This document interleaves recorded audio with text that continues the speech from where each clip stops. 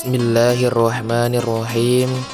Assalamualaikum warahmatullahi wabarakatuh.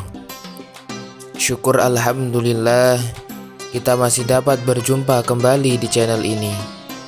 Sholawat dan salam selalu dan tetap tercurahkan kepada junjungan kita Nabi Agung Muhammad sallallahu alaihi wasallam biqaulina Allahumma sholli ala sayyidina Muhammad wa ala ali sayyidina Muhammad. Harapan dan doa saya semoga saudaraku semuanya selalu diberikan kesehatan, dilapangkan rezekinya, diampuni dosa-dosanya, dan dipanjangkan umurnya. Amin ya rabbal alamin. Sahabat beriman yang dimuliakan oleh Allah Subhanahu wa taala, bulan Rajab adalah bulan ke-7 dalam kalender Hijriah dan juga termasuk dalam 4 bulan yang dimuliakan oleh Allah Subhanahu wa taala. Rajab juga memiliki keistimewaan dan keutamaan tersendiri lantaran pada bulan Rajab banyak catatan penting dalam sejarah umat Islam. Serangkaian peristiwa yang pernah terjadi di bulan Rajab yaitu seperti peristiwa Isra Mi'raj, perubahan arah kiblat dari Masjidil Aqsa ke Ka'bah Madinah, dan kemenangan-kemenangan dalam peperangan. Islam memiliki segudang cerita untuk membicarakan Tuhan, seperti cerita zaman Nabi. Pasalnya, Tuhan sangat senang jika menjadi bahan obrolan bagi umat manusia. Itu tandanya manusia selalu mengingat Tuhannya. Tuhan yang menciptakan manusia, tentu bisa manusia dekat dengan Tuhannya dengan cara terus berpikir tentang Tuhan. Nanti manusia akan dibantu dengan diperlihatkan tanda-tanda yang mengingatkan kepada Tuhan.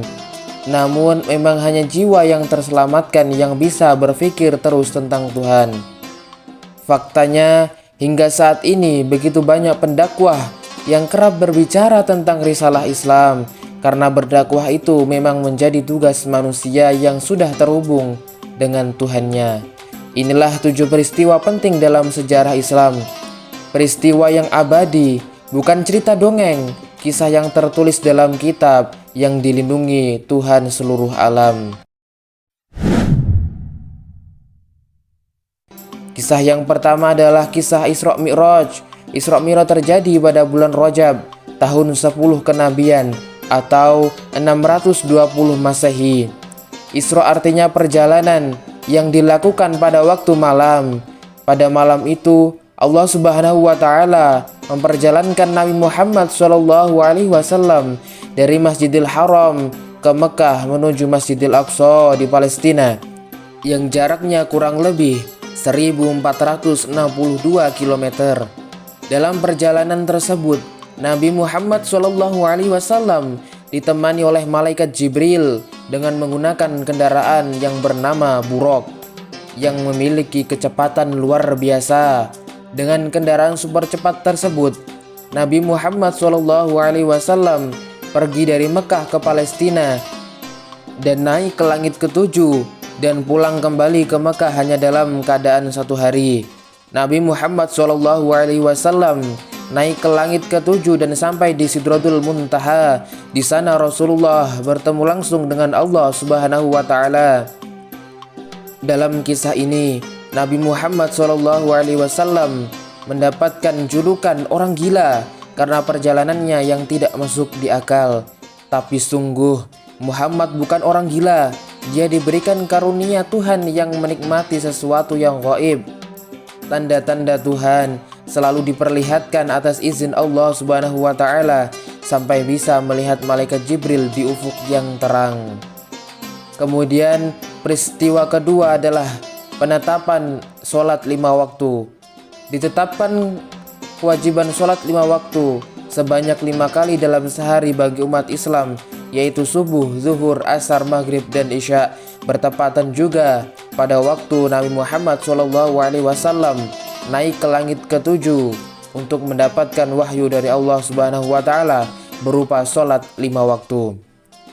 Peristiwa yang ketiga adalah kemenangan umat Islam dalam perang Tabuk. Perang Tabuk terjadi pada bulan Rajab tahun 9 Hijriah.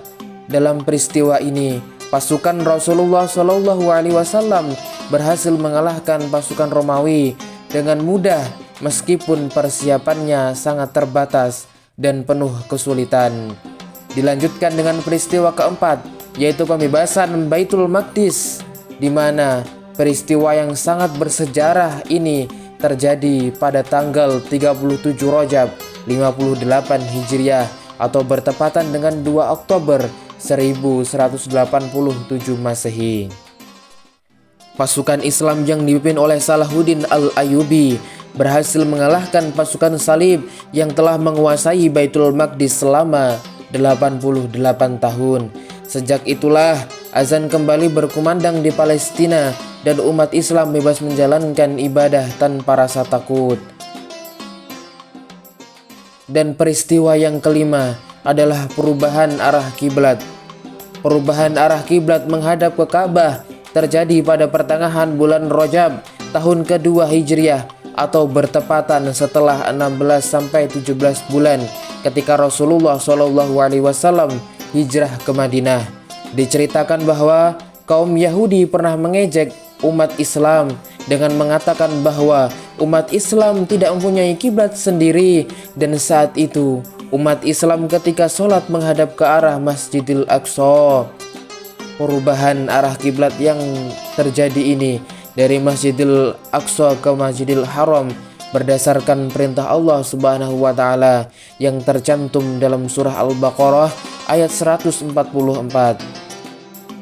Dan saat ayat tersebut turun, Rasulullah sedang mengimami sholat, dan seketika Rasulullah Shallallahu Alaihi Wasallam menghentikan sholatnya sebentar dan kemudian berputar 180 derajat ke arah kiblat yang baru, dan jamaah sholat tetap mengikuti berada di belakang imam. Ka'bah bukan yang disembah umat Islam, tetapi hanya sebagai arah kiblat untuk ritual ibadah sholat. Dan peristiwa keenam adalah hijrahnya para sahabat ke Habsyah. Ketika kaum musyrikin Quraisy memusuhi kaum mukmin, Rasulullah Shallallahu Alaihi Wasallam memerintahkan sahabatnya untuk hijrah ke Habsyah atau yang sekarang disebut Ethiopia.